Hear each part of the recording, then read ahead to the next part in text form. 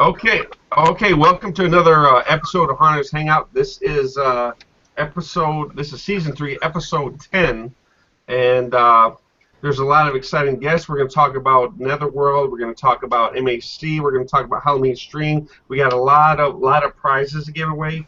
We're going to go over that right now, and then we're going to tell you how you can win. To do that, we have 4 Masquerade Ball tickets to give away at $50 each. You know, we're going to give that away, and for all the Halloween Extreme and MHC prizes and everything that's going to be given away in for that will be, you need to put, for MHC, you need to put an M before every comment. And then if you are going to MHC and Halloween Extreme, you need to put an M/E between after every comment. I know it sounds weird, but that's the only way that we can determine. I know it sounds weird, but that's the only way we can determine, if you're going to the Halloween Extreme or you're going to MHC for the prizes. And you have to be going to there to win. We're not going to do. Like if you put MHC, you want to go to MHC, you win a prize, and then you get to give it to somebody else. We're not going to do that. You have to be the one that wins. You have to be the one that's going. So like I said, we have the 4 tickets to the Masquerade Ball. We have 4 tickets MHC for the trade show floor. We have the Halloween Extreme Friday night bus tour, which I'm almost tempted to get off and go do it myself. And we have 1 Halloween Extreme weekend pass, which I'm going to get off and get on to. My wife's doing it right now. I got her on the other chat watching it. Okay, and then we have Froggy's Fog. We have 1 gallon of fog juice that we're going to give away, which you don't have to be going to MHC or Halloween Stream, which we want you to go to meet you. But if you're not there, you can still win that. And we have a tombstone from Pottersphere Creation from Michael Skaggs that he graciously donated to us that he will have at MHC. To pick up, so that is one too that you will have to be present at MHC. So now, clarify, Jose. Just before we go on, if they're going to MHC, they begin it with an M. With the M, right? If they're going to Halloween Extreme, begin it with an E. If they're going to both, begin it with an M/E. Right? Right. Exactly. Right. Okay, so now we're going to hand it over to Pandora, and she's going to go over everybody. And right now, Jim is no internet, so we got a new host tonight. And so hopefully, with your hosting pleasure, we got Pandora Rose. Hi, guys. Yeah, it's very unfortunate. Jaywall, our steadfast host, has had massive storms in his area tonight, so his internet got knocked out. So we miss you, buddy, for sure. No doubt about it. And we also, of course, have Diablo. And we have in the house, handling all your questions and comments, Mr. Be Good, Brad Goodspeed. Hello, everyone. Coming to this tonight from Florida, not my normal place, so that's why I'm on my toque. Yeah, he's on vacation in his toque. I'm on vacation, but still here for Hunter's Hangout. That's right. That's dedication right there. Absolutely. We also, of course, have the lovely Jamie Huggins of Mill Pond Fright Night with us tonight, helping us out. Hi, Jamie. And our very, very special guests for the evening, we have Jen Braverman and Rich Bianco of both MHC, Midwest Hunters Convention, and Halloween Extreme. Hello, guys.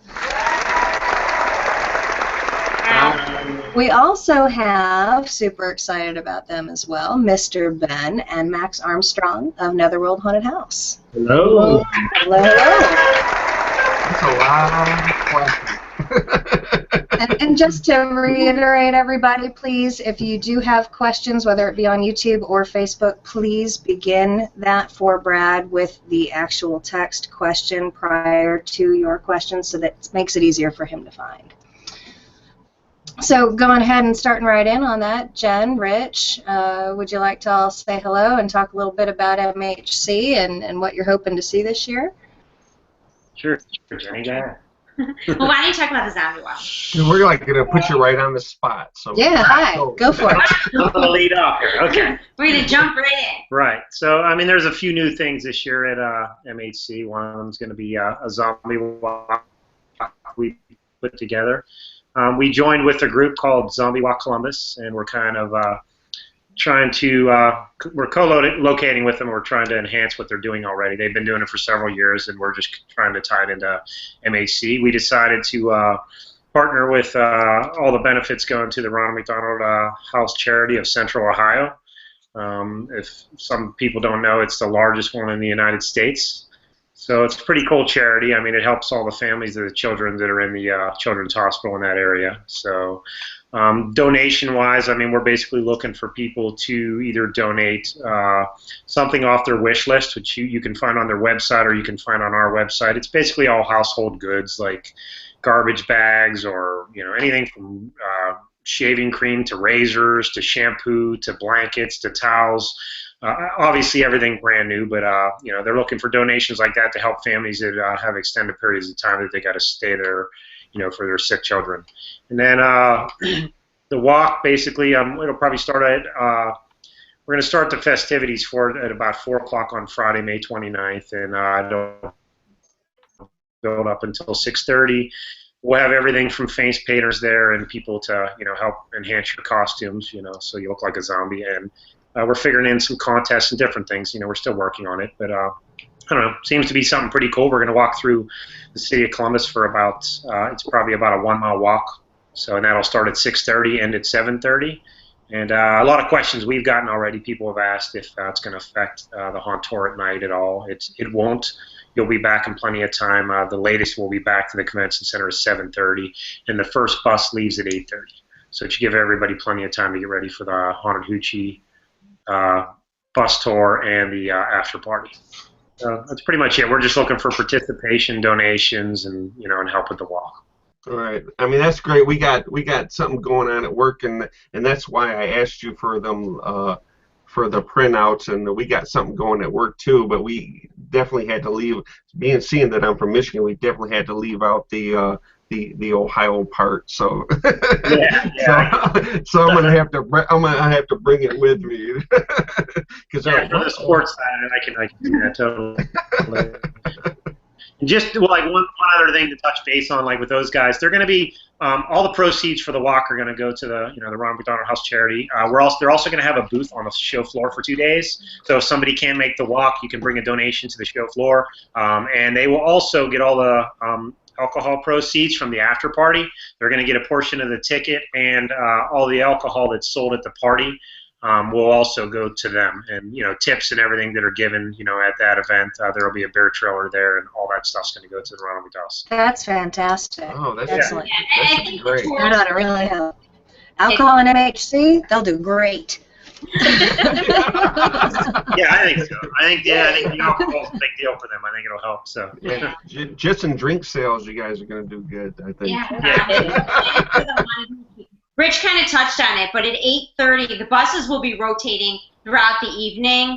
We'll have just school buses going all night long, like 9 of them, so that it can get you to the Haunted Hoochie. And the after party is included with the ticket, and Tim May's going to be doing some bonfires. We're going to roast some s'mores. We're going to have food trucks. We're going to have beer trucks. The Zombie Army's going to be playing music. So I think it's going to be a really cool thing, as well as seeing, obviously, as haunted buses. So it should make for a good evening. Right, now was the Zombie Army, were they DJing last year at MHC? Is that who that was? No, we had a different DJ last year. John was the MC of the evening for the Masquerade Ball, which he is again this year too. But they're going to bring their Zombie Army truck in. They're going to bring their DJ for the after party on Friday night. So I think it's going to be a lot of fun. That's fantastic. We love John. Let's let's not forget the haunted Hoochie itself. Yes. Oh, yeah. Amazing. I don't know if you guys had a chance to see it, but yeah. The detail, the craziness, the props, the lighting is just incredible. I'm a huge fan of Tim May's work over there. It's really an amazing haunt. You know, it's a must see. Right, I think out of all the haunts that I've been to so far, the haunted Hoochie is definitely like my favorite. I mean, my wife was so scared she never even touched the ground unless it was a step back. So that's definitely my number one. I mean, when I heard it was coming back, I'm like, oh my God! I'm like calling everybody. I'm like, this is it right here. This is like it's the show no matter what happens. And his philosophy too, about how he builds everything is into being organic. The surfaces are metal, or they're stone, or they're wood. He loves to take trees and plant them upside down to the root. You know, are the trees. He has dogs trained to dig up bones, and he's collected thousands of bones from the property over the years. So there's this reality to the haunted Hoochie that you can't get in a lot of other places. Oh shoot! I think we're like. Are you guys hearing Ben? I don't know. He's Ben, you're cutting in and out on us a little bit. Really? Yeah. Yeah. Just at the end there. I think we got most of it. Do I need to speak louder, or what do you think? It may just be. It's, yeah, maybe the connection could potentially be a microphone issue, but yeah, we heard that haunted Hoochie really has a sense of realism to it that is. Did I hear you correctly? That it is rare, or that it's not frequently seen? Is that what you had to say? Could you repeat that for us? I was just talking about how he has a real aesthetic about his show that's different. Everything is real. I mean, he has dogs that dig up bones everywhere. So he has all these bones from all over his property. He takes real trees and plants them upside down so the roots are spreading.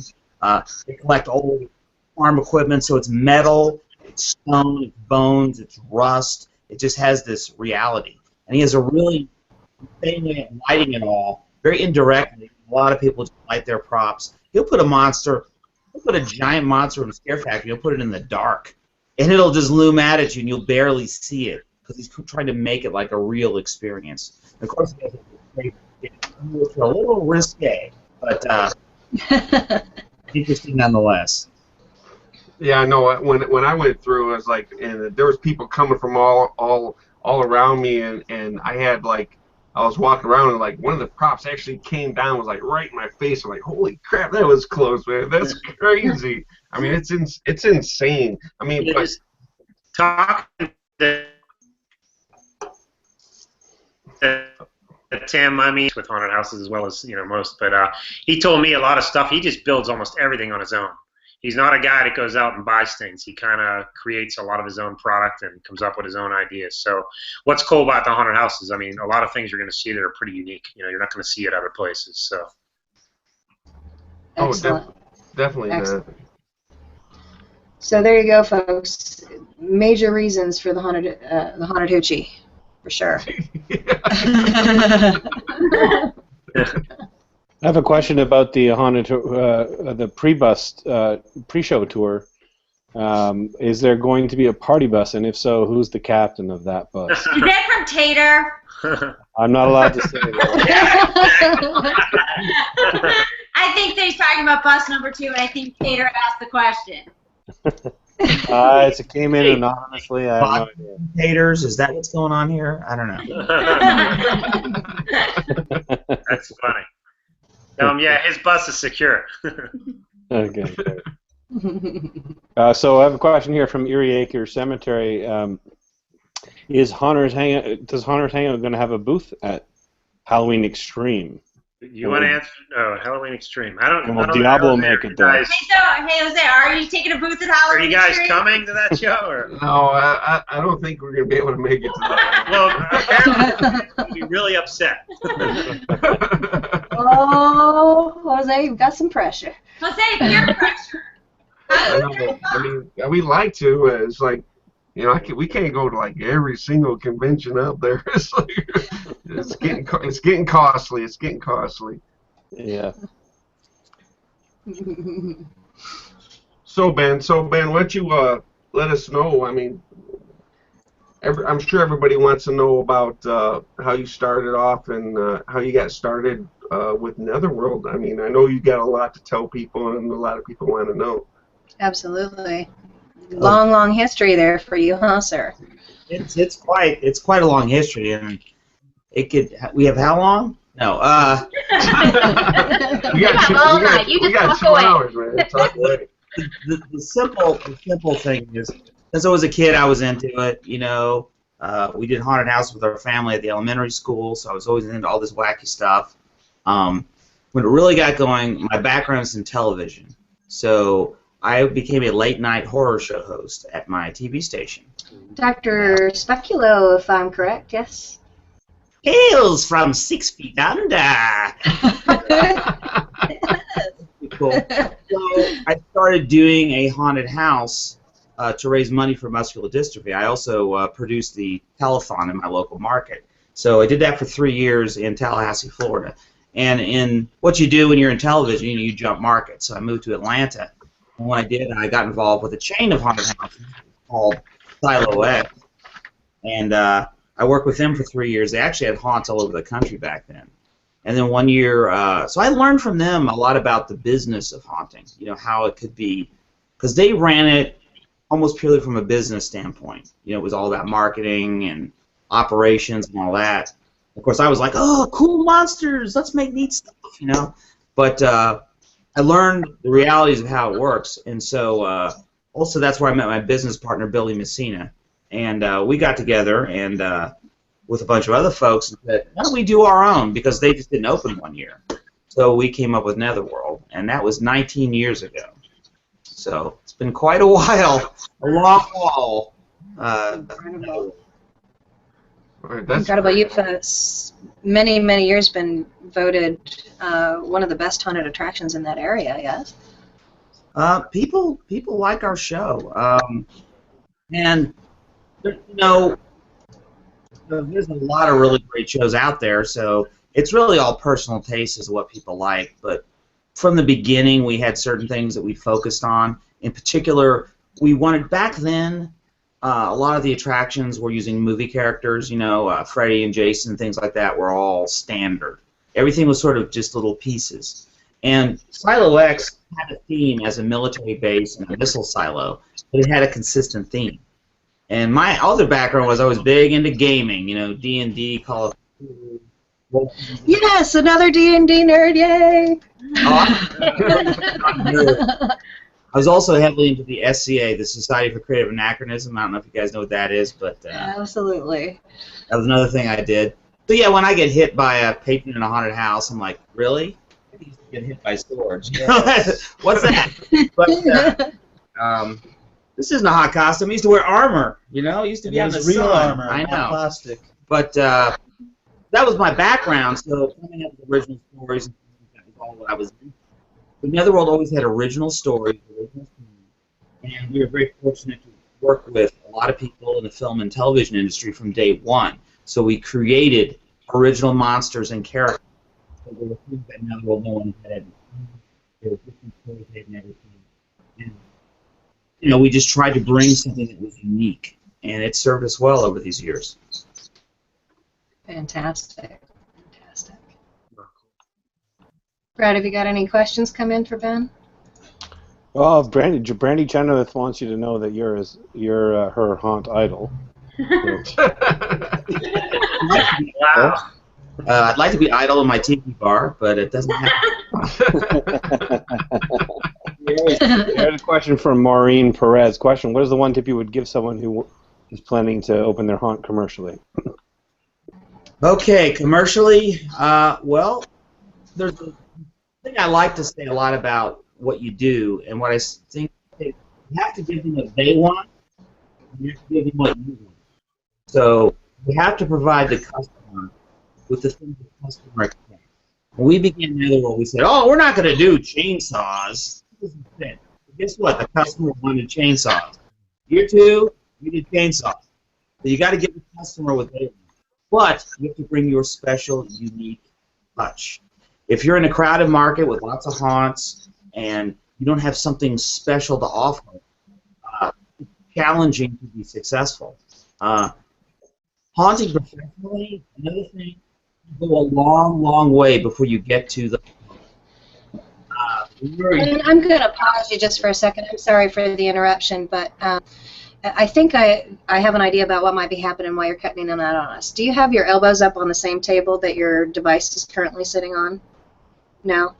Okay. If there's any background noise or scratching on the table or that kind of thing, it might be canceling out your microphone a little bit. If it's a noise-canceling mic, just FYI. If not, keep talking and speak loudly for us. Okay. I know. It was like cutting out. I was like, yeah, we're getting bits and pieces of it, but not everything. I got you. Well, I guess. That's good. You can switch to this. If you, I don't know. It's complicated, but anyway. So the point of it is, I said, give people what you want and give them what they want. That was really important. And the other thing I was going to say is that it's a long way to go before you get to the fun. When you're in a commercial haunt, there's so much business involved. There's a ton of stress. I mean, the financial issues, dealing with, fire marshals and building code and all this stuff, it's insane. And of course, when you first start up, you have day jobs. You're, putting your house, taking out loans, you're getting money from everywhere. But it's really, really intense to open your first haunt. That's for sure. So it's a long way to go before you get to the fun. Fun does come eventually, if you're lucky. Indeed. Well, so outside of the codes and fire marshals and safety, et cetera, what would you say some of your personal major stresses were outside of that? Just getting it built. I mean, you have to find a good location. You really need a solid team. One of the most critical issues with a haunted attraction is to understand that you need to cover absolutely everything. You don't have to be good at everything. You just have to make sure that everything is covered. So you need a very, very strong team behind you. If you focus on minutia, like you saying, I've got to sculpt this mask, and there's all these big issues, and you're working on sculpting the mask, you need to widen your gaze to the bigger picture, because every day the heartbeat of opening is coming closer. And everyone who's open to any kind of haunt knows this. The day is coming where you've got to open. And it's terrifying when you have all that money out there and there's nobody there. I remember in our first year, it was a Sunday night, we had a radio remote. I think 9 people came through the haunt. 9 people. I think it was like, wow. This is scary. It was I bet that felt devastating in the moment. What did we do? We had all these. We thought we had it all figured out. We thought it was going to be, it's going to be all this, and it was terrifying. And really, all you can do is what I call plant your flag. That first year, you do everything you can. You do your haunt. The dust clears, and you go, "Am I alive? Did we live? Did we break even? What happened?" If you made it, then you can go, "Okay, now we can start taking baby steps forward into the future." But that's why it's always good to start off small and work your way up. So that way, if you invest a whole lot and it doesn't work out, you're in less trouble. And plus, if you start small, you have somewhere to work up to, and your value increases as your people get to know you. It's tough if you try to start big, to live up to the expectations of people. It's difficult. I have a question from Erie Acre Cemetery for Ben.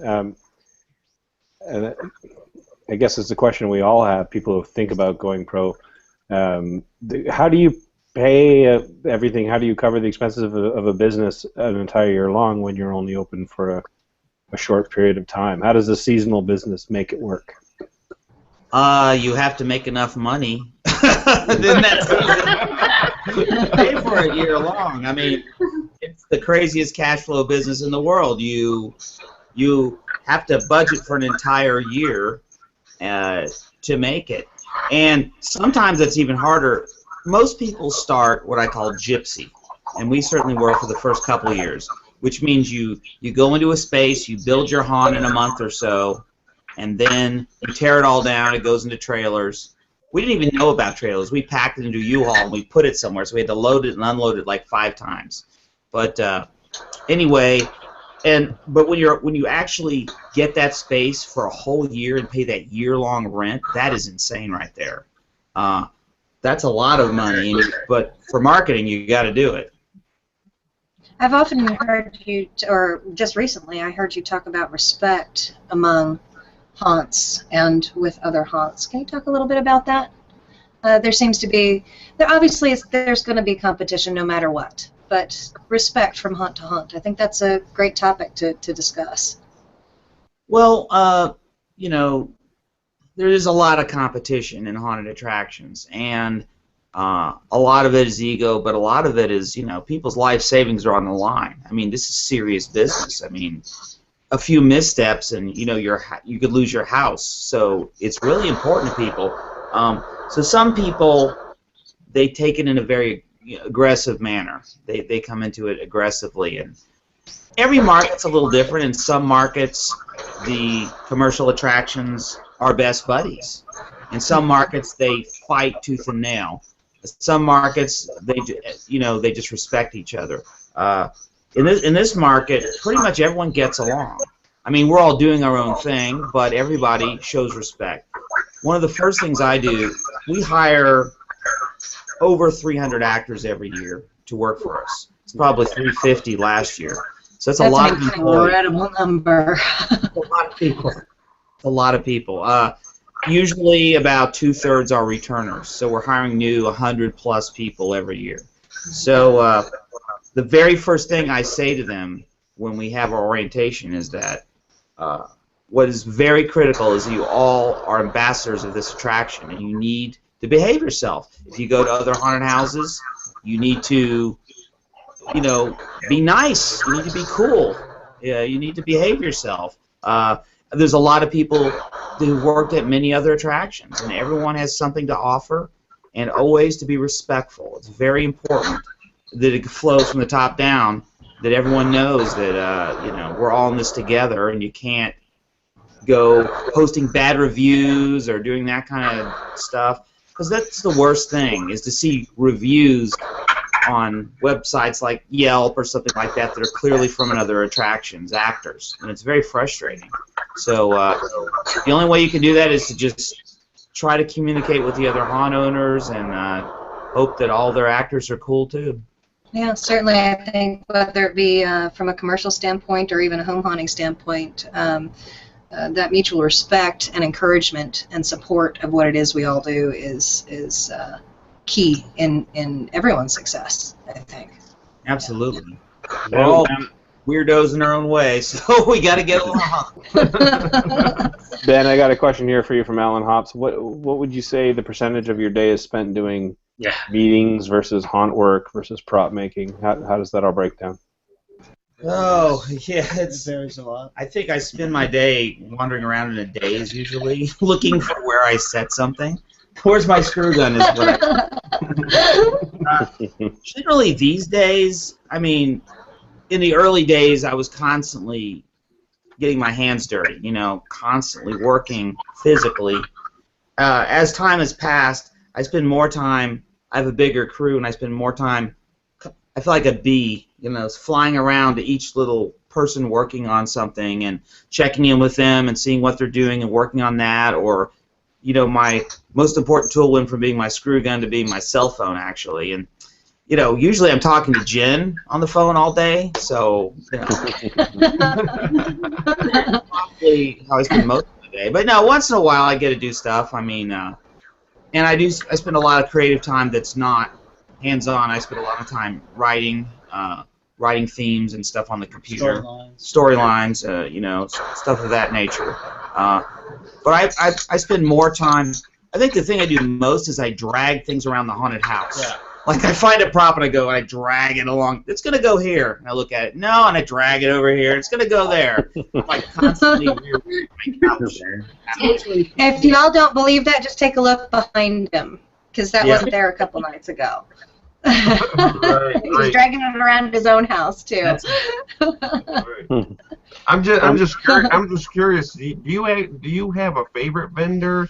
I mean, maybe you don't want to say, but where do you go when you're choosing, to make buy props, or do you just like look around and see what you like? How do you go about that? Well, I've always felt I really love working with artists in general. So we work at Netherworld with a whole ton of artists to create original work. We also work with a ton of vendors in the haunt industry, and a lot of times they get mad because we change their props. We're always reinventing their characters. I'll send them pictures. Look what we did to your thing, and they're like, "Yeah, that's great." You ruined my creature. But really, we try to buy from all kinds of people because variety is the spice of life, and it makes the haunt interesting. Every vendor's props have different things. Some are faster, some are more durable, some have a certain look. I mean, you can certainly tell the styles of different prop companies. But we really try to spread the money around and to try to find new things, and we try to encourage vendors to make customized for us when we can. A follow-up question from Jeff Mays: how do you let go of prop design control and trust others to convey your vision? Oh, that's a great question. I don't. Yep. No. My favorite thing to do is to go to an artist and to tell them what I'm looking for and tell a story about it. Like, this is the sort of creature. Okay, this is a creature. It's been sealed in a tomb for thousands of years, but it cannot die. It's shriveled. It's emaciated, but it's alive. It can't die, but it's sickly. It's weak. It's rotted. Okay, make it. And then just see what the artist brings. I think back to I mentioned earlier about D&D.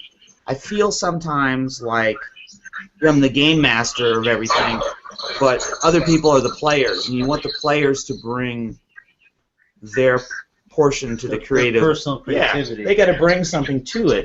So a lot of times, most times, artists will bring you stuff. Somebody see something, you're like, oh my gosh, that wasn't what I was thinking. But you know what? That's better than what I was thinking. So they build you up having good artists. Absolutely. Max, how long have you been on board with this with family here, and are you as deeply entrenched as Ben is? Yes, I am. This year was when I was 2, so I've been involved the whole time, but of course being very young, it took a while before I was old enough to really get into it.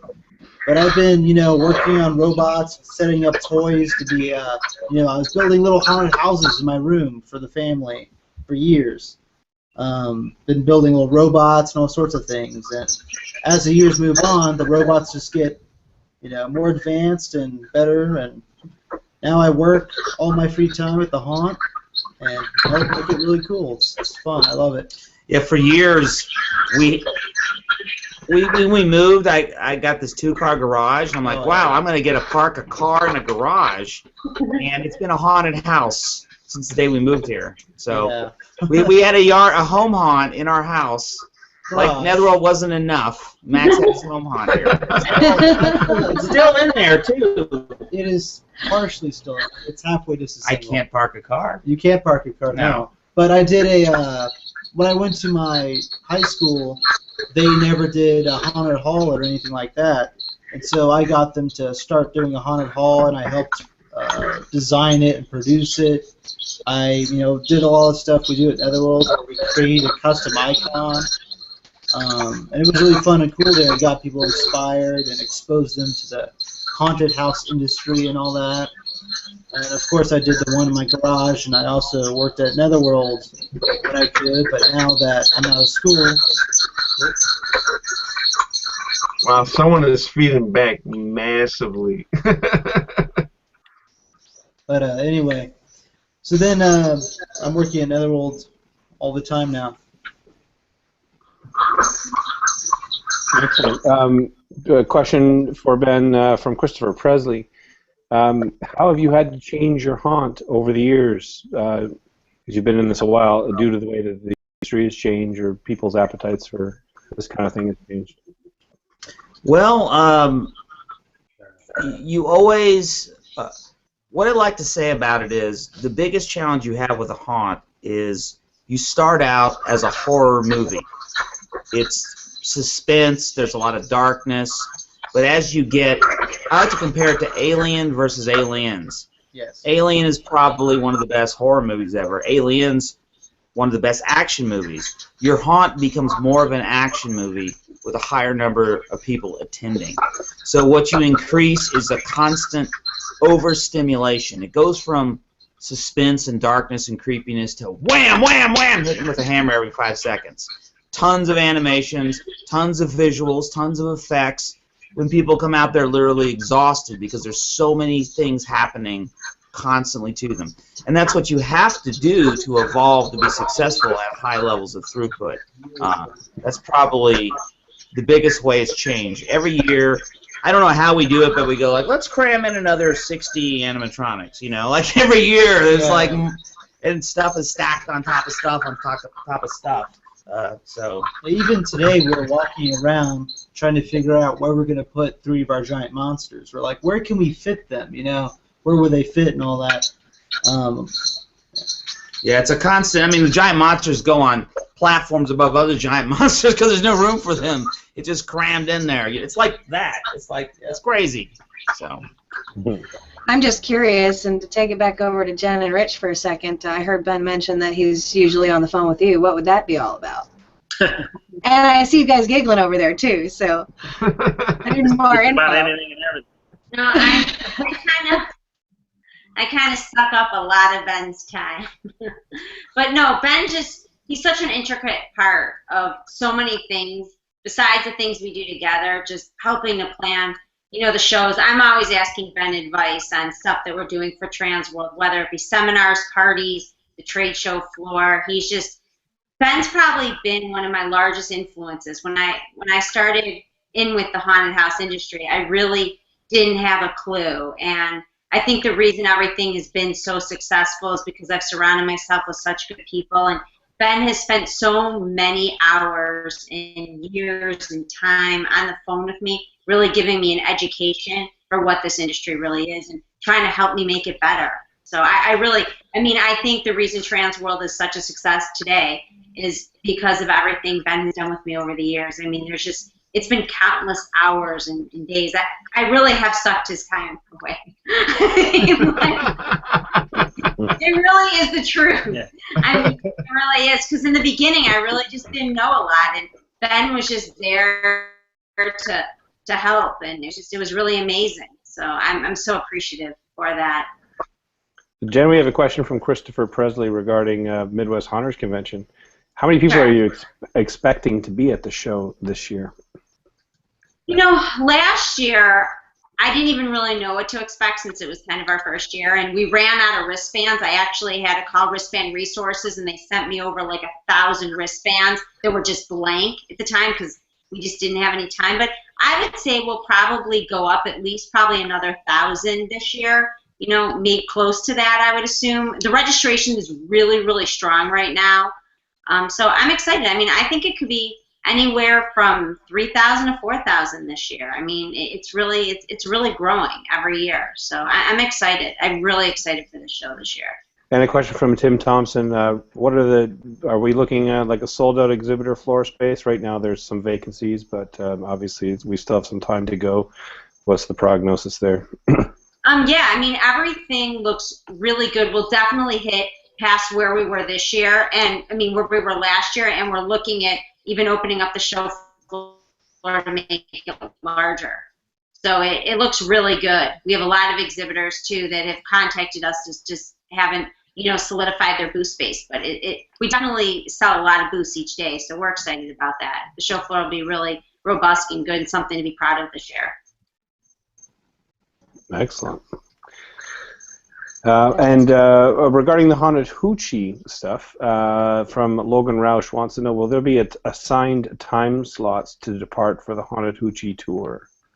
We're going to start, the buses will leave at 8:30, and we're just going to rotate them. So you don't have to necessarily go at a certain time. They're just going to keep going all night long. So the first bus will leave at 8:30, and they'll just keep coming. But, I mean, there'll be eight leaving at a time. You know, they should just keep rotating. So at least there should be 8 leaving to get you there, and then they'll just keep rotating, I should say. Okay. So what's the interval in between, you think, from bus pickup to bus pickup? Well, it takes about 20 minutes from the convention center. So I would say from the time that the bus drops off people to the time that it gets back. So probably an hour. Probably about an hour, yeah.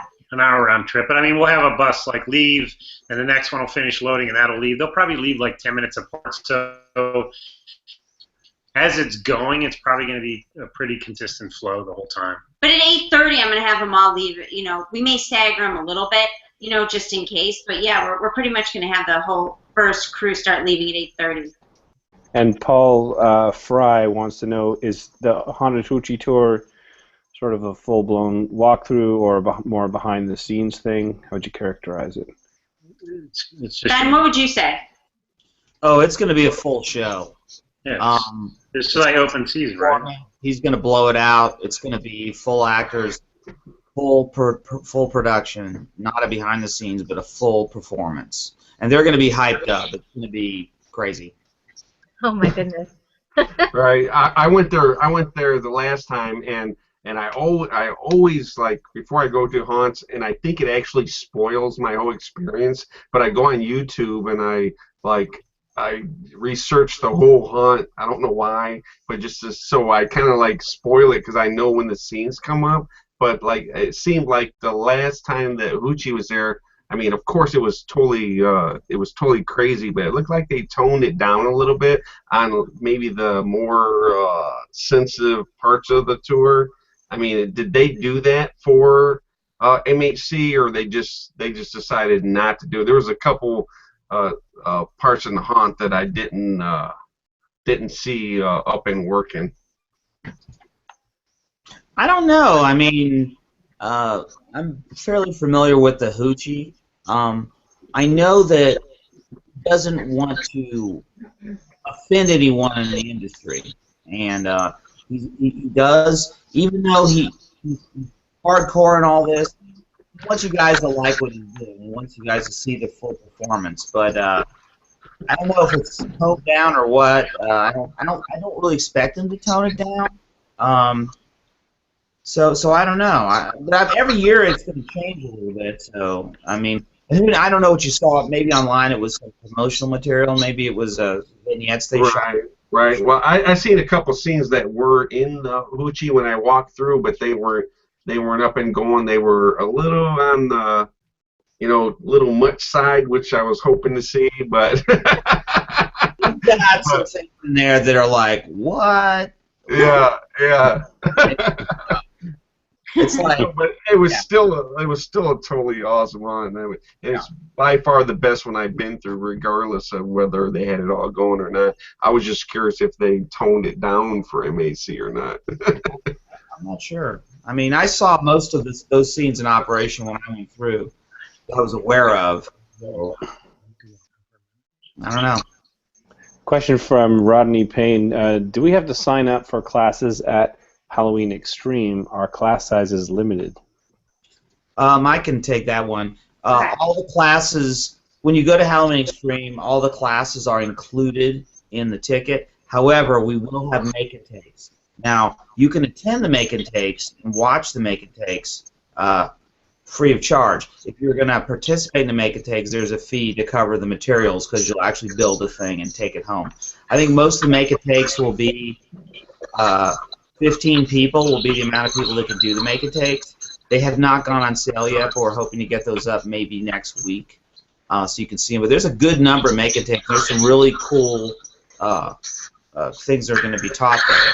So when they do go up, you're going to want to jump on those, or you can do the make-and-take. But you're free to go and observe the whole process in the room. have an interesting question and maybe even an interesting business opportunity for Jen and Rich. From Eric Jim Solstice, could MHC please send a note to my boss telling him I have to be there? You guys could charge. Yeah. You'd make a lot of money on that, I'm sure. I'll send it to the whole company. It's fun. Pretty soon, all of Hunter's Hangout will be asking you all to do the same. Yeah. $100 a letter. I gotta get excuse note. That's cute. But another question from Christopher Presley. Are there any restrictions regarding costumes at the ball? You know what? Someone actually called in the other day and asked me if they could, use a product that had real blades in it. I think no. In terms of anything that is real guns or real blades or, things like that, we're not really looking for. But, other than that, no, there's really no restrictions on costumes. I would just say use common sense. No assault weapons. But as far as skimpiness, people, please go as far as you'd like. You have to be careful when you say that. Sometimes the result you get is not what you want. All right. Yeah. Hey, hopefully Tater ain't listening. Damn it. Well, somebody definitely should have told J-Wald about the blade thing, because this pitchfork stabbed me like most of the night. Like, who has a real pitchfork, man? Jen and Rich, that actually brings up a really good point. There have been some issues in the past with some folks not necessarily respecting the venue, and we do want to remind everyone that's going to make sure that you are all respecting the venue so that everyone can continue to enjoy it. If those venues are destroyed or vandalized in any way, obviously that potentially means that we cannot enjoy this in the future. So just a reminder to everyone that is going to please make sure that you're respecting the venues, the hotels, etc. Yes, do not trash the hotel rooms. Yes. Yeah, the Hyatt was an interesting sight the next morning after MHC last year, I remember. And we have a question. It's a good point because, any of that stuff that occurs, people don't realize that some of these hotels won't let us back. Yeah, no, that's a good point because someone vandalized something at Trans World and it jeopardizes the hotels. So, right. Please, thank you for bringing that up. But yeah, that's a very, very, very good point. Please be respectful. Well, we had a question from Tim Thompson about the Hyatt this year and why it was not one of the hotels involved with. Is that part of the reason, or is just? No. The Hyatt this year had a different conference going on. That's why, if you guys notice, the date pattern's a little bit different this year than typical. Usually, it's the second weekend in June. But in order to kind of keep the convention, we had to, change the dates a little bit to be able to keep it in Columbus. Next year, we will have the Hyatt, and the date pattern will go back to that second weekend in June. Yeah, it just really come down to two things: the convention center not having the dates, and the Hyatt wasn't available with us changing those weekends that we normally have. Well, here's a question. Everything will be back to normal next year. Here's a question. I think we talked about it on the last time we had you guys on a little bit about how Transworld was distinct, but how would you guys characterize MHC? How is that a distinct show, and then Halloween Extreme as well? Do you want to answer that? Or? I don't know. Actually, I think it would be good for Ben. Okay. Ben sees it through the eyes of like a learner. So I'm just. So the question is, how is MHC different from Transworld? From Halloween Extreme. How is it distinct? How is it like? How is MHC its own show? MHC obviously it grew where it is in Ohio, and Ohio it's a ton of haunted houses there, and they have a strong culture of haunted house actors and acting troupes and that kind of stuff. And it really, MHC always had a flair from the day one. It focused a lot on the actor. It focused a lot on makeup. It had that sort of taste to it. And it's also always been a party convention as well. It's just sort of what its roots are. So people who know MHC know what it's like. It's a lot of fun. Now, we there are elements of education. There's opportunities to learn. There are business opportunities there, absolutely. But MHC is definitely, I used to say that was the convention I want to bring my actors to. You know, Transworld is the convention I go to buy props, to transact business, but MHC is the one for actor training and for lots of crazy fun. Now, Halloween Extreme is yet another creature. It's more focused on the love and joy of Halloween itself. And of course, it's co-located with a horror convention. So you have all the elements of a horror convention. You have celebrities, you have all the autographs, all the collectibles, in addition to the haunt overlay of all the stuff that we have. And of course, all the Halloween stuff. And this year, of course, we have a number of tours. There's going to be a lot of contests that are about to roll out, a lot of great seminars and make and take. So Halloween Extreme is yet another sort of creature. And also, since it's in Orlando and it's in the summer, it's a great opportunity, you know, to see the parks and to do all that kind of fun stuff.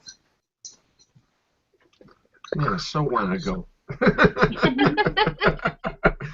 Damn you. I just want to spend the whole first half of the year doing all these beautiful conventions. Agreed. Oh, no kidding. A question from Hector Turner. Will more information be added sometime soon for the seminar listing descriptions? So far, there's not a lot of information on the website. For Halloween Extreme, or I think for Midwest Haunters Convention he's talking about. Generally, what happens with those, we start with the speakers and the topics, and the speakers they're supposed to provide information, and generally, as the information comes in, it gets put up. So I suspect there'll be a lot more details on the content as we move forward. But sometimes it's a struggle to get folks to get all the details, you know, about their classes. So, but that's a challenge that the Gavinskis. They're handling that, and it's always fun for them to try to get all that information from the speakers and get them up, you know, on the website.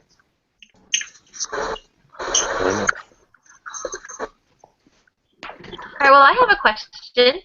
For those of us that are coming in Thursday night, I know last year you guys had karaoke, and that was a lot of fun at MHC. Are you doing anything like that again this year?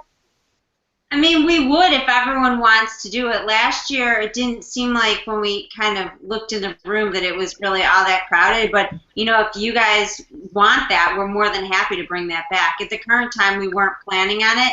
But if it's something everyone wants, you know, we'll definitely do it. I don't think know. everyone definitely wants to see Jose sing one more time. Absolutely. That was a blast. You must have looked in at the wrong time because we filled We were having a blast in there. We filled it up. All right, we'll talk afterwards maybe the times were a little bit off. Maybe we started it too early, so we can talk about that. Oh, yeah, we were. Well, hey, guys, and Thursday, don't forget that crazy tour. We're going all over Ohio. We're going to so many haunted houses. It's nutty. So it's going to be a great tour. Tell us a little bit about that. Well, yeah. Which ones are y'all hitting? The first place we're going to go is Ghostly Manor in Sandusky, and that they're putting out. You guys good? Can you hear? Yeah. Yeah. They're putting up a bunch of their seasonal shows too. So, you know, if you know Ghostly Manor, they have a year-round attraction there. But they're actually going to put a whole bunch of their seasonal shows up for us. So we're going to go to multiple attractions. And then we're going to go to Hauntville, which is another haunted attraction that has, I don't know, what do they have, like 5 different themed events in their attraction. Then we're going to go to the Fear Experience, which has several different attractions, and then we're going to go all the way over to Spooky Ranch. It has 4 attractions, including a hayride. So the amount of attractions we're going to is going to be astounding. A ton of different themes. It's a lot of different stuff, and I'm kind of excited. I've got to meet Derek Vitas, who is the guy who runs 2 of those attractions. He runs Hauntville and Spooky Ranch, and it sounds like he's got a lot going on there. He also is one of the only people, he actually has a franchise of Bloody Mary, you know, Bloody Mary makeup, and he's got a Bloody Mary haunted house. He's got the only one in the country, which is especially... He's doing a contest at the Spooky Ranch, too, Ben. Okay. For the best Bloody Mary costume. people are gonna be on the bus in Bloody Mary costumes. Yeah. Oh, people gonna So be on much the bus for respecting the Bloody Mary. venue. So But- what Or the bus time in that does that start on Thursday? It's Oh, gonna it's be starting- 10 a.m. Oh, okay. Yeah. Yeah. It's a long trip, that's for sure, but definitely a beefy tour with a lot of different attractions. It's going to be good. Sounds awesome. Yeah, we're It does. excited. All right, Jen and Rich, you want to give us a whole rundown of the whole convention, of what's Sure. going on and everything that's going on, so our listeners know? Sure. Well, Thursday, everything will start with the pre-convention bus tour, like Ben was just talking about, and that'll start at 10 a.m. It'll probably end around 11 o'clock that night. So if we're going to do a karaoke, I guess we could start it around then. If as long as stays in, we're in. And then Friday, we've got seminars going all day long. We've also got the paranormal bus tours that's going to Moundsville during the day, and then we're going to do a paranormal investigation at night. Ben can talk a little bit more about that. Let me tell them about that one. Okay, great. So for a couple of years, Scott Kelly's the one who heads that tour up, the Spookmeister. Yes, that is how it is known. But anyway, that tour has gone. There was a single tour in the day, and it would go to a couple of different haunted locations. Well, this year we wanted to do something different, so there's two different buses. There's a daytime bus. They're both going to Moundsville, which is, I think, Virginia State Penitentiary, Yeah. which is a very intensely haunted place. Really, if you guys ever used to watch MTV Fear, you know, it went there. A lot of the ghost shows have gone there. But the daytime tour, you're going to get the full tour. You're going to get to check it all out. It's going to be a great tour. But then there's a haunted attraction there. So you're going to get a lights-on tour of that haunted attraction that's inside the penitentiary. But the daytime tour is arranged to get you back in time so you can go to the Friday night tour of the haunted Hoochie. Now, there's a nighttime bus that's different. It's going to leave a little later. You're going to get the full daytime tour. But that nighttime tour is going to be investigating, doing an actual ghost hunt. So if you're into actual ghost hunting stuff, there's a group, Living Dead Paranormal, that's going to be heading up this tour, and they're going to be doing a number of seminars. They're actually going to be doing a seminar both at the penitentiary, and they're going to be doing a number of them at Midwest. Because we've learned that there's a lot of people who are into the whole supernatural aspects. That, you know, our business touches a lot of different things. It touches horror. It touches, you know, the art of haunting, haunted houses, everything. But there's also a lot of folks that are into the actual paranormal ghost hunting and stuff. So that's a component that's kind of also adding on to Midwest this year. So if you don't do the paranormal tour, these people are also going to do Living Dead Paranormal. They're going to do a number of seminars throughout the convention to kind of get you up to speed. Like, is your attraction haunted? You know, are you in an old building? What can you do to find out about that? What are the tools of looking for ghosts? You know, what are all these gizmos and gadgets? So that's a component of Midwest that's new.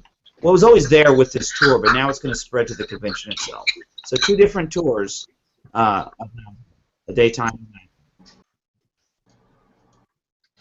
Yeah, and I love that. I mean, just simply talking about looking at the history of a building, etc., that can certainly help with building backstory and giving with you know, consistency in theme and such. It's fantastic. I love that.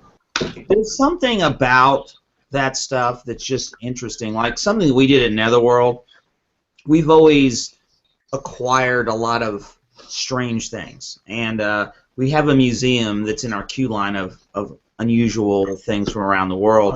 Artifacts. Like I've got actual Egyptian mummy wrappings in a case. I have a curio cabinet that displays a lot of these weird artifacts. And they're actually real. They're not. Yeah, they're not props. It's not just something I made in the basement one day. You know, it's an actual stuff. So, there's some of that. But anyway, so just, you know, not saying that you believe in it or not, but just having things that are that old or that weird, it just has a feel. You know, when you go and you get an old thing out of an asylum. Randy Bates is a good friend of mine, and he does the Pennhurst Asylum Haunted House. And I said, get me something cool. And I got this box in the mail, and it was an old bracket for a child's leg brace. Yeah. This weird little leg brace, and it was really creepy. So I actually put it in a display, completely unlabeled, off in the distance. No one would know it's there. And when we had a ghost hunting team that came in, and they did an overnight, and they were checking out stuff, they went. I didn't tell them. They went right over there. They said, "There's a little girl over there," and I'm like, "Okay." I'm kind of skeptic, but you're freaking me out. Now it's getting creepy. That stuff is just neat. It's neat. It is. It's very, very, very cool, indeed. So we were running down the show, and then we started to talk about the supernatural thing. Is there more, Jen, that you'd like to? Oh yeah, sorry.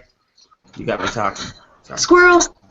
Jen's gone. Jen's Sit down gone? for a second. What was the question? Well, we were You guys running made it till down the events. Thursday. You made it till Thursday. Right, they did Thursday, and then Friday day. I'll put up the slack while they're not around. Okay. Okay. Go Friday ahead, day, man. Run it down. seminars in the day if you're not going on the paranormal tours.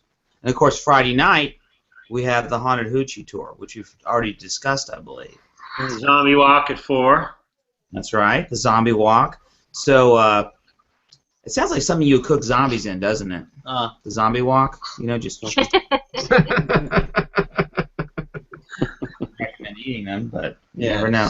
And then of course Saturday, that's when you have the trade show. The trade show is on in full force, and we have a ton of seminars on Saturday. Early bird seminars with free coffee.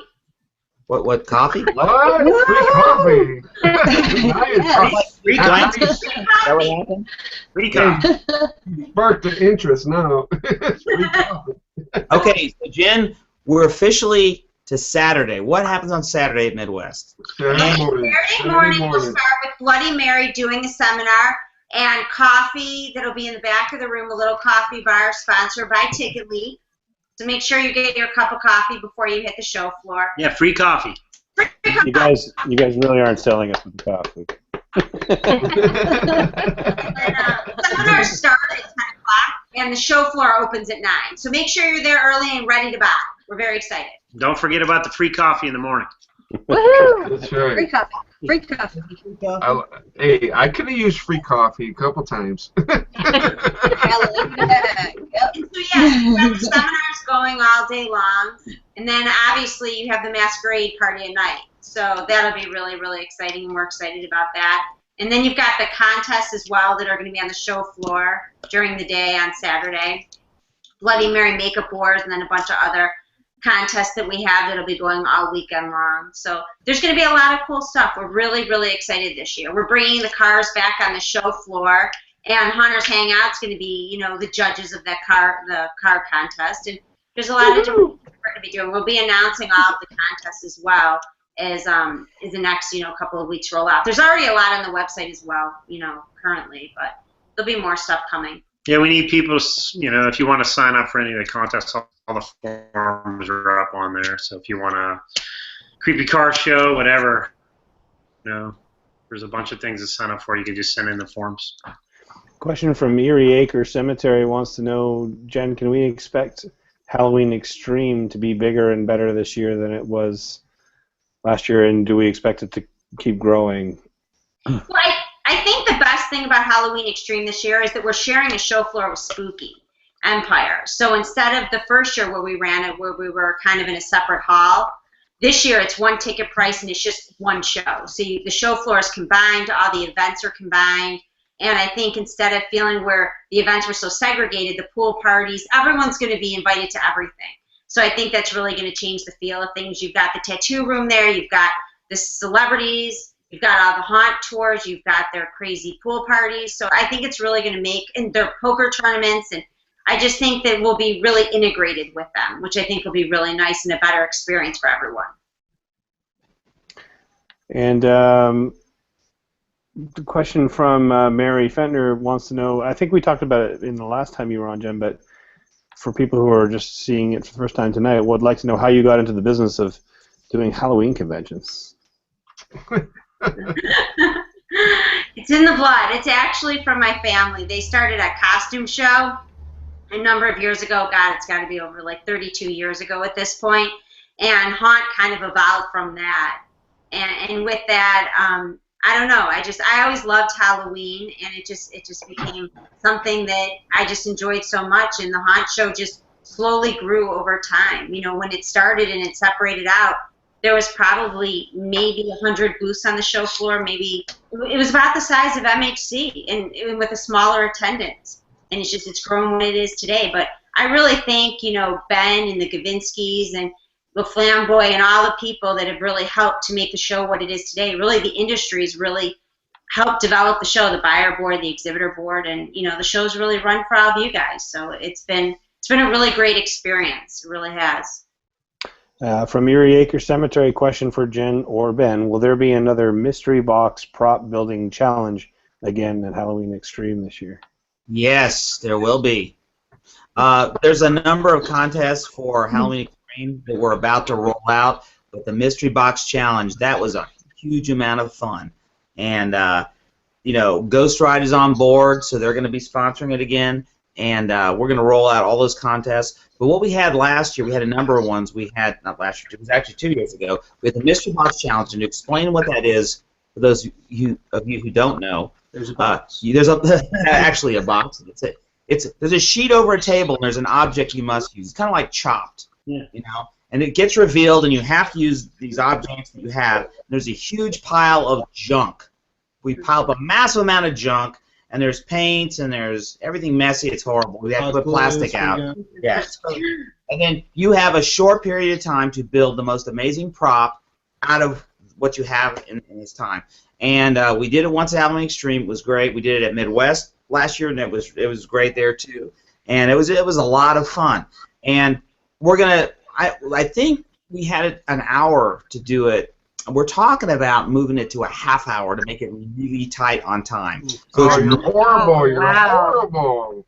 So what Michael Shaley from Ghost Drive wants to do. So we're definitely doing the Mystery Box Challenge at Halloween Extreme. We're also going to have the prop display contest. And the way that works is you're a haunter, you created a prop, you want to display it. You'll have a place for you to show it. It has to be under $200 you put into this prop. And then it'll just have a number. It won't have your name or anything. And then people will just vote, come by and vote, and whoever gets the most votes wins that prize. We similarly will have a hall costume contest at Halloween Extreme where we'll take a shot of you with a camera and we'll put it up on a board, and you just vote for the one that you like the most. And the way we do that, we'll just take your badge or something, we'll mark on it, or we'll take a little punch on it so you can only vote one time. But that was really popular. And then we'll probably also have a haunter. If you just want to display a prop, we'll have a place we call the Halloween Museum, where you can just display your prop with your name and just show it off so people can take a look. Now, some of these contests we brought from Halloween Extreme to Midwest last year. We're still discussing how many of them we're going to bring back to Midwest. Midwest is such a convention, crowded with so many things. We probably will bring some of them, but we're not really sure quite yet. But all those things will definitely be returning with a vengeance to Halloween Extreme. It's going to be great. I think it would be totally awesome to bring all that to MHC. I mean, it's just getting bigger every year. I mean, all that sound like cool. It's so much fun to watch these people attack these props, and they come up with such different things. You think they're going to make the same kind of thing, but no, they find crazy ways to put it together. And I have fun because I go out and I go to Goodwill, and I go to my junk pile at Netherworld. I'm like, okay, I'm going to find something weird. An aquarium. Here's a basket. Here's an old hat. And I throw them in a pile, and I'm like, who's going to grab what, and what are they going to do with it? It's a lot of fun to watch the creativity of these teams come out and then make these crazy props in no time at all. It's really fun to watch. All right. I think that'd be perfect for MHC because it is all home haunters, and we are like junkyard experience. So I think you're just saying that. We're the masters of hack. Yeah. Masters of hack. A little bit of shift the topic, but I think it's an interesting question given the panel of industry pros that we have here tonight. From Tanya Newberry Gaborio, hope I pronounced that correctly. Question: what do you think about the new kind of the popularity of the new sort of escape the room kind of attraction things that are popping up that some of us have seen, like we have to get out of a room. We haven't had that question on the show before. Well, it's really interesting. They've been around for a while, these escape games, and they're really gaining in popularity. I mean, almost everyone I know who runs a major haunted house right now, probably with the exception of us, is trying to build one because they feel like it's a trend that they want to try. It's like what we do, but I feel it's a completely different business. A lot of the people that go to escape games don't want to be scared. They just want to have a challenging puzzle. It's interactive. It's fun. It's a team building thing. I think it's cool. I looked it up like 3 days ago, and there's already 4 or 5 of them in Atlanta with multiple things that they're doing. I do feel like a lot of things that crop up, suddenly everyone's doing it. We'll see how long it lasts. But it's extremely different, from a haunted house because it's extremely limited throughput. I mean, it's a whole different animal. It's essentially a year-long business. It's like... Well, that's one of the things about it is it's really good for the haunts that are seasonal based, is that if you have a location year-round, it's something that if you can do it with a small crew, you can help support your haunt with a little bit more because it's all there. You obviously want to try not to do something like that during the season because it's very difficult to do throughput with it. Right. We didn't really want to do one because we're so focused on our primary product. We didn't want to get distracted in work on one of these things. But at the show at Transworld, there were 3 or 4 different vendors that were promoting them, and it's definitely a growing trend. It's interesting. I haven't been to one yet. Actually, we went to one called The Tomb. That was in Pigeon Forge years ago. Like a mummy's tomb, but it was a little more. It's cool. Kitty. I mean, I think it's cool. I'd love to go to some time. Jeff Mays wants to know a question. What are the absolute musts for MHC? And I'm not going to let any of these guys answer it because these guys are all biased. And I'll say, my absolute must for MHC, along with all the great attractions, is the lobby parties because that's always a lot of fun. That's my favorite part. Those are great. You're here. Yeah, that wasn't really a question. That was just my creative way of making a comment. And to add to that, the host hotel this year that has a great bar will be the Crown, which is across the street, and their bars are really cool. So we were there. I'm staying. Awesome. Speaking of Bradley, that, that's where I'm Jen, staying. Yeah.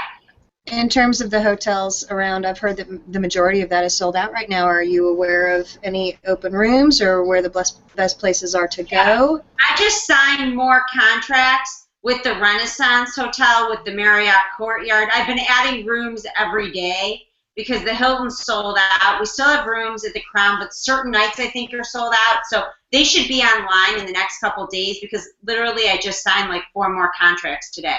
So Excellent. Great. Excellent. Good information. Thank you. Yeah, no, that should be up. So check that. Check back in the next couple of days on the website, and there'll be plenty of rooms. So back a couple of questions about Ben's haunt. We have a few of them still here. A couple of people have asked about sort of what your fondest memory is of haunting in all the years that you've been doing it, Ben. Fondest memory. Oh, there's so many things. I mean, just getting. Well, there's memories of building a haunt. There's memories of acting in it. I mean, one of the things that I always was a haunt actor. I mean, I was really, really into acting in the haunt. There were many, many years where we didn't open until my contacts were in. I was like, I want to get the horse charging the battle. And then I started getting older. It's gotten to be so big now. Acting for me is almost more of an indulgence because I have so many great actors and great people surrounding. Back in the old days, it would be like, oh, a person's here. I'm going to scare them all myself 7 times. Yes. I'm going to chase them through the haunt. So, but you do some cool characters. There's a lot of great acting memories of particular scares and things you did. As far as running the haunt, there's just sometimes it was those times in the early years when sometimes when it was late at night and no one was there, and it's just, I think you guys, every time if you've ever done a yard haunt, you know what I'm talking about. Just a magical moment where you hear the music and there's the fog and laughing. No one there. It's just magic. Yeah, it's really cool. Sometimes on nights before you open and everything's finally right, like it's never finally right, but it's close. No. You're really exhausted. You're walking through and you're like, this is pretty freaking cool. This is all right, you know. And then it's also great when the first time that it comes to life every year, they come rushing in and pouring out, screaming, and so there's so many different things. I'm excited when my family, you know, gets into it. My son's been with me all along.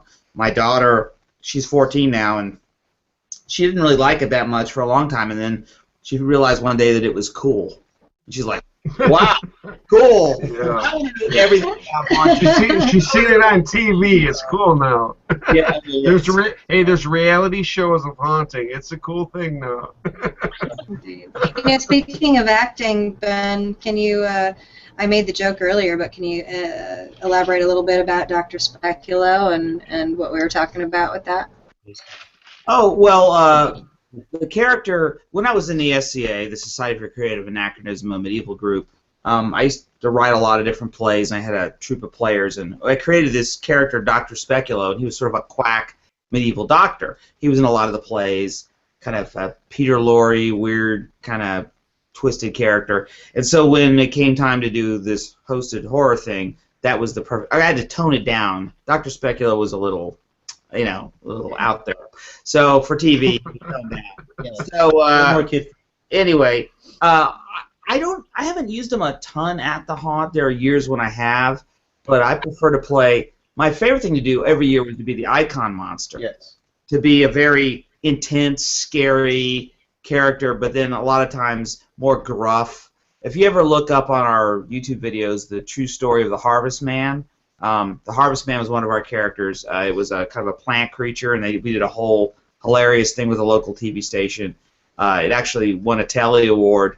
But I like to play monster characters that are scary. I love playing vampires and demons.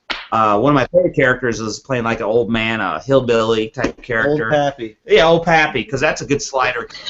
And I play all these fun games with people. So this is fun because you can be scary. You can also figure it out. It's like it's very versatile. Yeah, every character is different. I mean, like some characters are characters I can slide in. Like if I'm playing a really savage werewolf, there's not a lot of dialogue. The fear is more intense. The shock value is really powerful. If you're playing an interactive character, it's much more the comedy and the fun back and forth. But it's like, you know, what do you want to eat today? You want a pizza? You want a taco? It's a little different. So. Max, what about you? Are you just as into the acting? Well, I haven't. I've not always. I'm starting over. I haven't done that many heavy dialogue characters where it's a lot of interacting with people. And for a long time, I've worn the Stockholm costumes where you wear a backpack and you're really tall, giant monsters.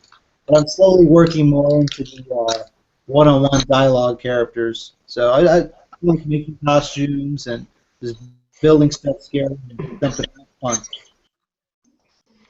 Right. How long do you think that, like, let's say that you have a haunt and I know we talked about it before, but how long do you think you go before you change your haunt up, and how much do you change it up? Is it one room, or do you, like, you know, do something drastic for people to come back? Because I know I've been to a couple haunts and they've been the same like every year. You know, how often do you change and how much do you change? Well, I've always sort of had a philosophy about that. What we do at Netherworld is I look at it as a sequel to a movie. Yeah. So it has to have the elements of the original series that people love, but it has to have new components that make it fresh. Like you're going to see the Avengers with Ultrons coming out. It needs to be different, but it needs to be the same. Yeah, and that's you got to have the Hulk. So you got to have the Hulk. Because you don't get him a Captain America. No, he's only in the Avengers. But anyway, it's got to be like that. So what we do is every year we retheme the show. So every year the show has a different name, it has a different icon character, it has a different media presentation, and we change major components in the show. Usually a lot about the beginning, a lot about the end, elements in the middle. But we don't get rid of things that people love. We're never going to get rid of our 40-foot vortex tunnel because people love that thing. And a lot of the sets are the same. But generally everything is some form of a touch.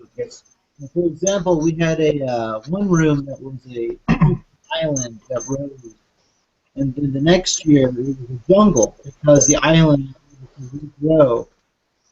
Yeah, so yeah, exactly. It turned from being the rubble with mermaids and stuff like that to a prehistoric island where all the ferns. So we did like an overlay on it.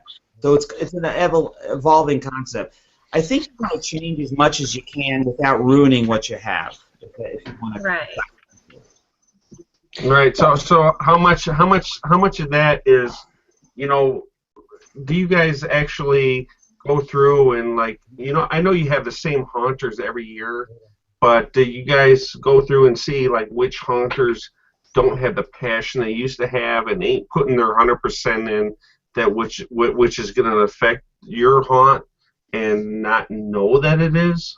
I mean, because I've been through some haunts that I've walked through, and then they're like, okay, just go through, and they do like a half-ass scare. I mean, where the actors don't care. Yeah, where they've been doing this so long to where the actors are like, just think it's like, okay, here's my thing, and I'm gonna do it, rather than really having the passion that they had when they first started doing it. Is that a problem? The actors, you mean? Yeah. Well, the thing about that, we have, like I said earlier, we hire probably this year 350. Might hire 375 actors this year, and right. That's what I'm saying. Like, how do you know that all of them are doing what you want them to do? Are you kidding? They're actors. You never know. What you do. Right, but that could, like, kill your haunt, because there's been so many times that I've went through and the actors have been so shitty. I'm like, oh my god, really? I went through a haunt one time. They was like, the guy's holding a clipboard and he's like, oh, just go on through. I'm like, really, dude? I paid like $40 to get in here. You better hit me with the damn clipboard or something. You know what I'm saying? You know what I'm saying? It's like, how do you know? I mean, all you can do is the best you can do, and what you try to do is you create the best environment, you fill it with the best gags, and then you try to train your actors. The best part about training your actors are your returning actors. Yeah. Your returning actors bring the knowledge and the experience. Your new actors, they bring the fresh excitement. They're the ones with their eyes wide open. They're the ones who be on the floor after like an hour because they don't know how to pace themselves. They'll go bananas. The actor's gonna find the spot they like. Like, maybe they're not very good at doing a heavy dialogue character, but they're great at running a puppet. Or maybe they can't act unless they're wearing a mask. There's a lot of things they don't know, but once they kind of try, they might find their thing, and that's when they're great. There's so many kinds of actors that we have. For example, we have a lot we call stunts. We have all these people who are like flying on wires, or they're on pneumatic lifts, or they're doing all these different athletic things, or on bungees. The stunt crew tends to be people, they're not heavy dialogue, but they're very athletic, and they have to be very safety trained. We have the puppeteers that operate all the giant puppets, and all these sorts of puppets. That's a whole different kind of act. Then, of course, you have shock. Shock scarers, the bulk. They're the ones that are like, bam, they're scaring you. They're the main haunters that just create the fear. Then we have greeter characters. They're the ones that are like who jibber jabber. Then we have what we call interactive. They're the ones in the lot that will have a complicated discussion with you. They have elaborate acts. There's a whole series of different actors that all have their different, and they're kind of almost like little tribes, if you will. We actually, at the end of the year, we give them all badges for performing in that particular group.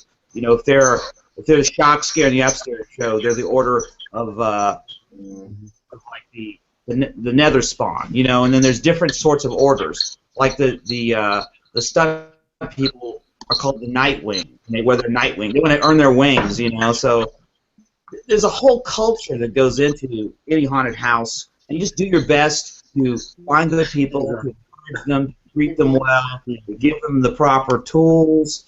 And I constantly walk through. I mean, I'll walk through 10 times a month.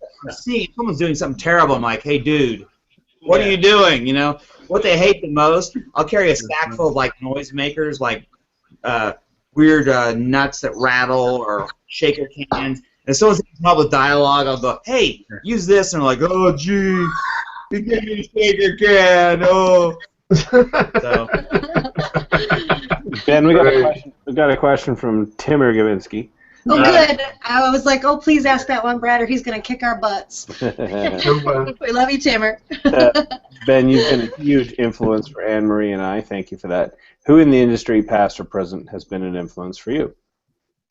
Wow, there's so many of them. I mean, in the way back, I guess it was actually, I got those J.B. Korn books that showed how to lay out haunts in 6-degree grid, and that was structurally, that was a big influence. I was really influenced by Lance Cope, everything he did with Verdun Manor and Sylvania, his Packs of Wolves and all the original stuff that he did. That was a big one. When it came to acting, I was heavily influenced by the folks in Ohio, mainly Bloodview Haunted House and all those people that came out of Bloodview, you know, Jeff Beck and Glatzer and all those folks. They were huge influences. For Big Showman, gosh, it was some of the haunts that were in Chicago, like Hades with Joe Jensen. He really was an outside-the-box thinker. Huge influence as well. And, of course, where we came from, Silo X, the starting, that was the business and how to do it correctly. So a lot of influences, absolutely, from a lot of different sources. Jeff Mays wants to know, is there a best resource out there detailing how you might audition actors? Gosh. It's always good to find out what brought them there. You know, are they there because they love Halloween, or are they there because they want to find a job or something? Yeah. I mean, you want to, it's good to use it as a job, but still you want to find someone that has the passion for it, because it really shows. To me, I've done this so many years, and I actually personally still interview everyone we hire. I don't really audition them so much, to be honest with you, because I've discovered a lot of people that audition well, they can't sustain what. Some people came in, oh, I got a great scream. I'm like, really? Can you do that 1,000 times a night? Right. Really? So, but I want good people whose hearts are in it. Yeah, I want to know what they. But you never know how they're going to be until they're under fire. Right. I mean that's what I was thinking. I was like, just when you said that, I'm like, you know, if you put me right on the spot like that, and I had to go through an interview, I mean, I don't know really that I could like perform like I'd want to. But if you let me get into my character and like I'm not being interviewed, I could totally like, you know, go all out. I think you can sense the passion in people. You know? Yeah. I want to know why they're here, what their background is, what they've done, and then I want to try to put them in positions that I think they'll be successful at. And the way we do it, when we open our haunt every year, we open with a full returning staff. Yeah. There's not a new person who works there. So we bring the new people in groups of maybe like 10 a night in a cast of 100 plus. So they can come through and see what so yeah, it's like. we can put them where it's easy to scare people and where not a lot is required of them, and then we kind of can see what they're doing.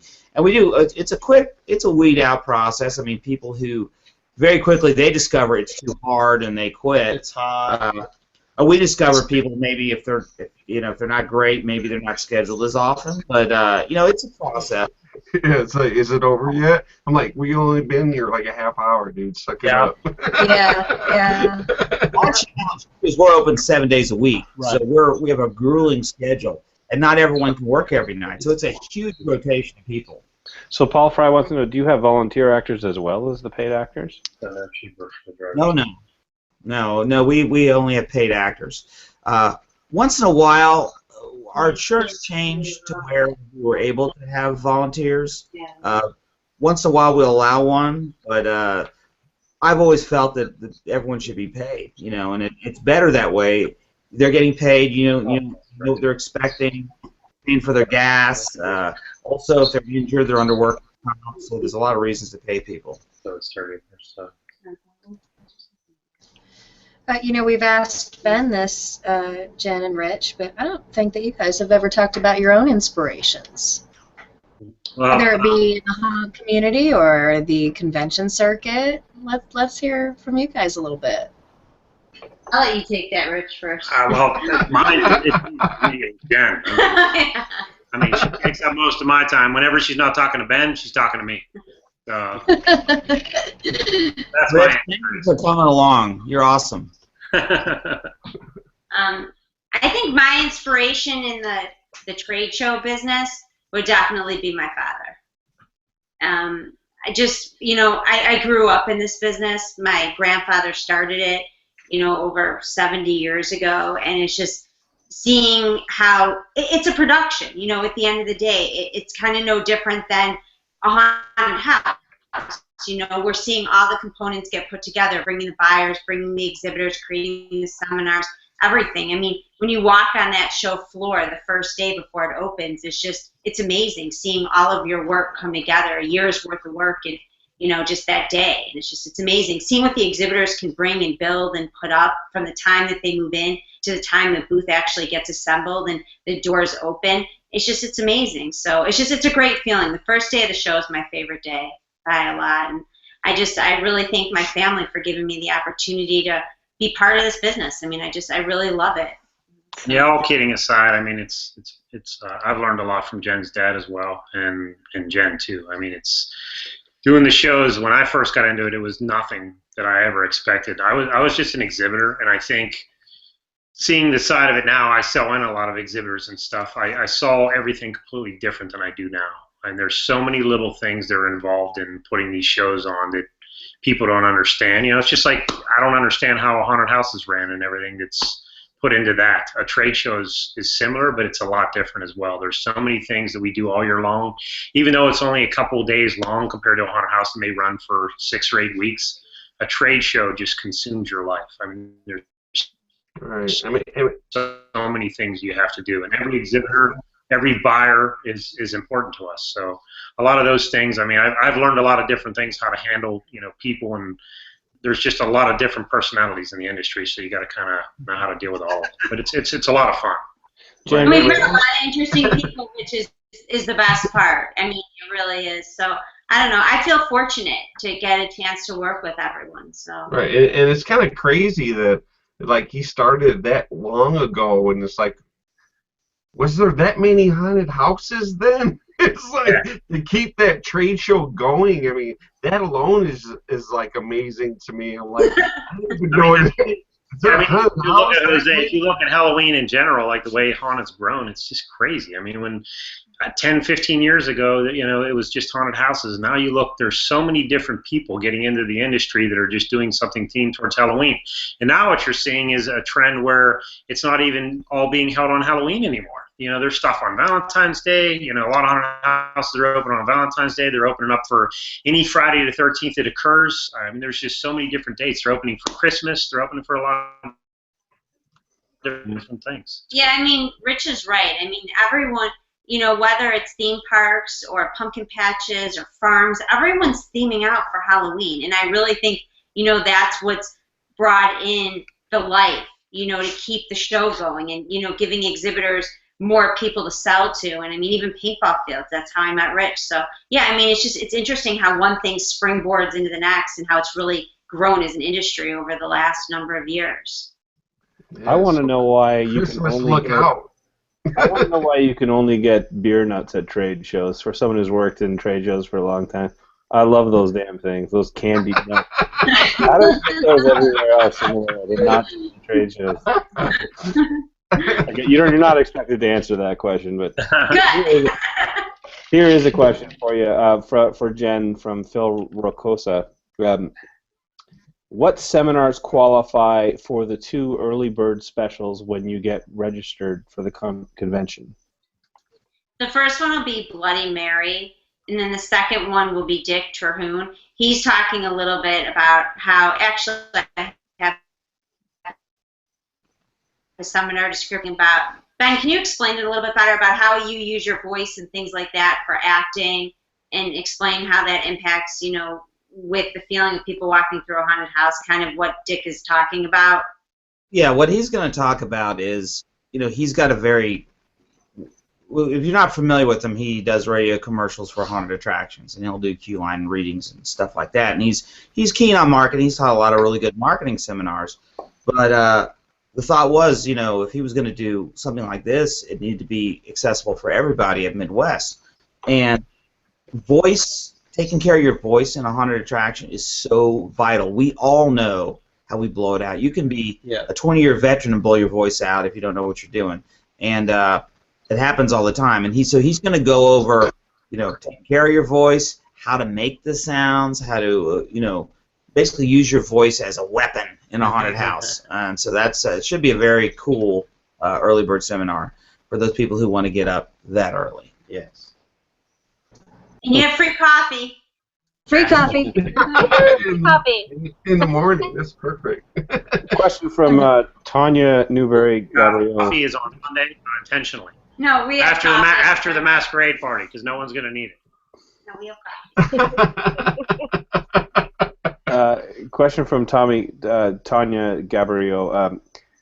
Do you know which face-off contestants will be at Halloween Extreme? Also, Eric Garcia helped with the Republic that is on the tour. Do you know if he is going to be there when the tour goes to Republic? Any answer for that one? Yeah, the answer is we're still working on it. I know there's a few of them, but that list will probably be published at the beginning of the week for Halloween Extreme, and there will be face-off contestants as well at MHC, but we'll probably have more of that next week as well. I'm just waiting to get confirmations with everyone before I announce it. I do know one of the guests at Spooky will be Glenn Hetrick, so if you want to get your face-off thrill, you will have Glenn Hetrick at Spooky Empire. Yeah. That's true. Good evening.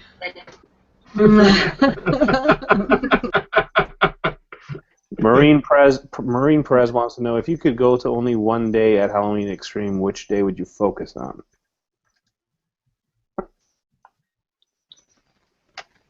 Good question.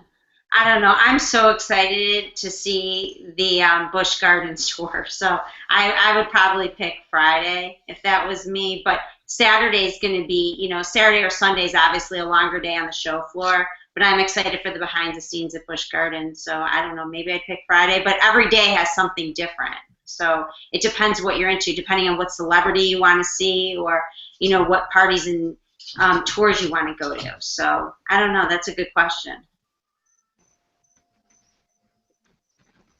Well, have we even talked about those tours yet, Jen? No, we haven't really touched on them. So maybe do you want to go into detail a little bit more on them? Sure. So the Friday tour at Halloween Extreme is going to go to two attractions. You're going to drive a bit. We're going to go to Winter Haven first to go to the Shallow Grave. And I've never been to that attraction, but I hear it's a really good attraction. They're going to open up. They have two different attractions there, and it's an extremely detailed place from all the photos I've seen. But they're going to open them up. They're going to do a full production show for us, and they're going to do behind the scenes lights on. We're going to have dinner there, and then we're going to go all the way over to Tampa to Busch Gardens. And Robbie Lepre, we're fortunate enough to be good friends with. She's the director of theatrical services there at Busch Gardens, and she's in charge of Halloween Extreme. So she's going to actually provide us with a really rare behind-the-scenes look at what they're doing over there. We're going to get to see two of their standing mazes. We're going to go through them with full show lighting, not full actors, but full show lighting, and then they're going to turn the lights on. We're going to get to see them in full lights on mode, and so we can understand exactly how those mazes work. I believe we're going to the Zombie Mortuary, and what was the other? I don't remember the name of the other one. It's like a greenhouse. And then after that, they're going to show us this. They have a zombie shooting, zombie containment thing with guns and stuff. They shoot zombies, and they're going to do that. They're going to have photo ops. We're going to go through that, and then we're going to go to a seminar with their design team. And we're going to just talk to them about everything they do, how they design the attraction, and all that stuff. So it's going to be a ton of behind-the-scenes access that's very rare. Yeah. And then of course we'll be heading back to our hotel. And then on Saturday we're going to two attractions. Now one is Legends, which is Legends. It's an Old Town haunted house. For many years, for those of you, used to go to Orlando, it was known as Grimm Haunted House. I know I probably went there 8 or 10 times over all the long years, but these guys got a hold of it and they've transformed it. I've not got a chance to see the Legends show since they've done it, but I hear it's amazing. Very actor-driven, beautiful, just amazing, lots of antiques, a really good show. So we're going to see a full production show at Legends, and then they're going to turn the lights on, and we're going to see Legends with the lights on. We're going to see all of it. They're going to show us everything they got in there, all the details. They're going to take us behind the scenes. Then we're going to go see the Republic. Now, if any of you guys have heard of Sleep No More, it's in New York City, and it's sort of a free-form experience. It's not like it's my favorite, Ben. I'm so glad you brought that up. This is. I'm really intrigued at the Republic because it's touching on the concept of Sleep No More. It's you go in there and you're gonna get to follow characters. They're gonna break up your group. They might touch you and they might kidnap you. They're gonna. To be a much more personal, one-on-one sort of thing. It's a different kind of experience, and but for them, they're going to do a special show for us. We're not going to go through the full. I think it's a 2-hour experience normally. Yeah, hour and a half, yeah. Yeah, so we're going to have a more abbreviated version, but then half of the experience, though, once again, is a behind-the-scenes component. They're gonna give us a taste of the full Republic experience, and then they're gonna step back, draw aside the curtain, show us how they do it, and explain it to us. Take us behind the scenes to their control room where their cameras are. So really, at Halloween Extreme, for these 4 places we're going, we're gonna get to see a lot of stuff you would never get to see in any other way. You know, you can see Legends, you can go to Orlando and see it, but you can never see it behind the scenes. Right. And so, if you're really into knowing how they do it, you're really a fan of these attractions, or you want to know something really intriguing about them, Halloween Extreme is where we get a chance to really draw back the curtain and see how it's done. Question for Jen and Rich from Dionysia 12. What has been the biggest positive surprise with taking on MHC? How much fun it is. Yeah. You know, there's a component that for MHC of just, it's a more relaxed trade show than Transworld. You know, I think because Transworld is so geared for business to business, there's just an overriding tone that's different. And MHC is just a chance where you can kick back, relax, see the show floor in a more relaxed environment. There's a lot of social events at night, and I love that the Masquerade Ball. I think it's great. You know, we have haunt tours as well at Transworld, but we don't get to do the, you know, the really long ones where you get to see a bunch of different haunted houses. And, you know, there's so many components to MHC that I think really just make the event just a really great experience. You know, there's just so many aspects of it that I really find enjoyable that I just never got to really do at Transworld. And a comment from Logan Roush for Jen and Rich. If you have some free time, by the way, the Northeast still needs a stable Halloween convention. Maybe you guys can get on that. No. It's on there. We're thinking about it. What? Detroit. Ah! Detroit. Nothing's ever out of the question.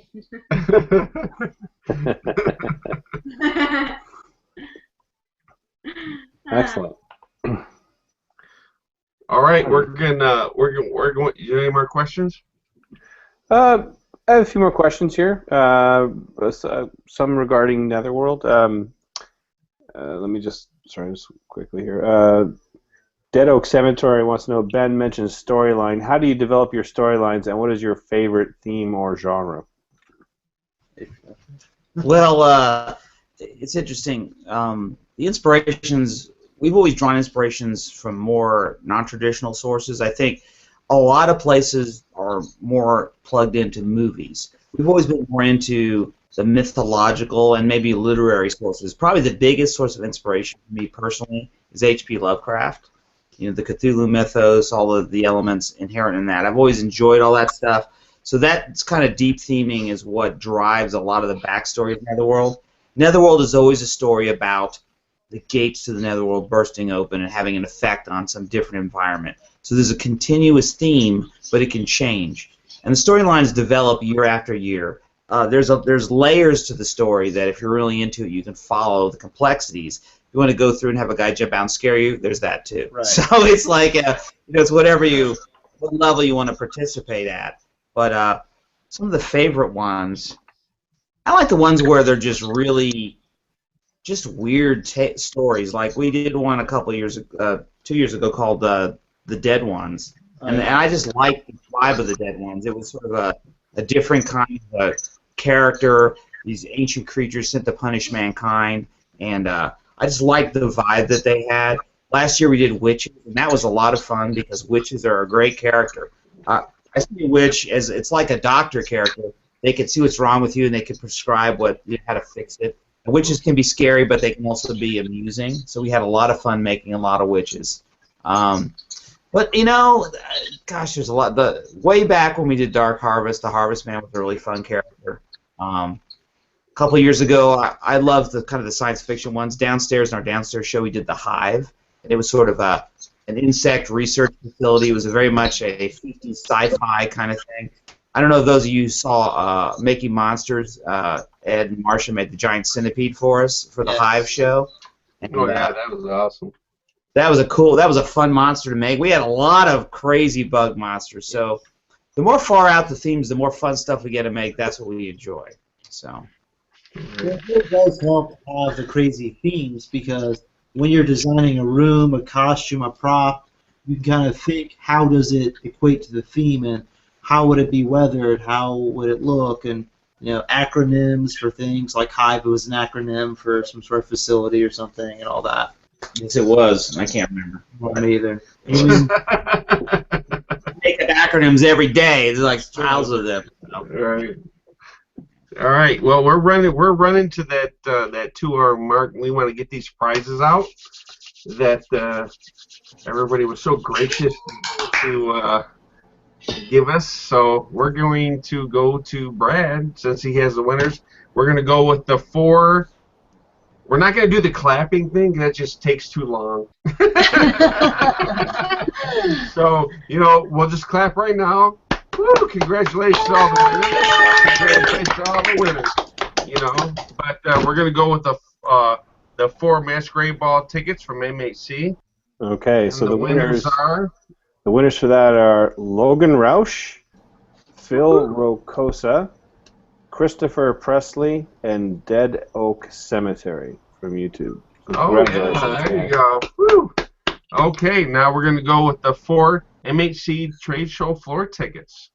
Okay, so we have Highbury Cemetery from YouTube, Jeff Mays from YouTube, Paul GoPro Guy Fry, and Jack Mack. Finally won something. All right. Okay, we got the Halloween Extreme Friday Night Bus Tour, which it better be Margaret Lopez. Unfortunately, unless I really don't know how she spells her name, it looks more like it's Tanya Newberry Gaborio. I've been butchering that name all night. That name all night. Sorry, Tanya. Congratulations, Tanya. Congratulations. Okay, now we got the 1 Halloween Extreme Weekend Pass. Okay, and for that, the winner is Erie Acre Cemetery. Congratulations. Oh, all right. Okay, we have the Gallon of Froggy's Fog, and you don't have to be at MHC for that. That's right, and the winner for that is Eric Jim Soltis. Congratulations, Eric.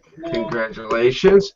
Now, the tombstone from Harry Potter's Field Creations from Michael Skaggs has to be at MHC.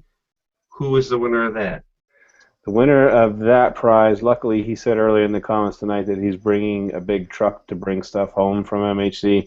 The winner is Tim Thompson. Congratulations. Oh, hell no. Not Scuba Spook. You've got one more thing to put in your truck, my friend. So congratulations. That's right. All right, well, we definitely want to thank Jen and Rich for coming on with us and giving us these awesome prizes. Thank you. And giving awesome prizes to all the members. Enjoy. That's totally awesome, and I wish I was in the audience and making comments to win them. So, and we definitely want to thank Ben and his son to come on and give us the knowledge that we needed to know about haunt stuff and and hopefully we got another show this Thursday with a whole new guest of honors, and we hope you guys stay tuned. And we are out. Thank you, guys. Thank you. See you at MHC. See you soon. MHC, definitely.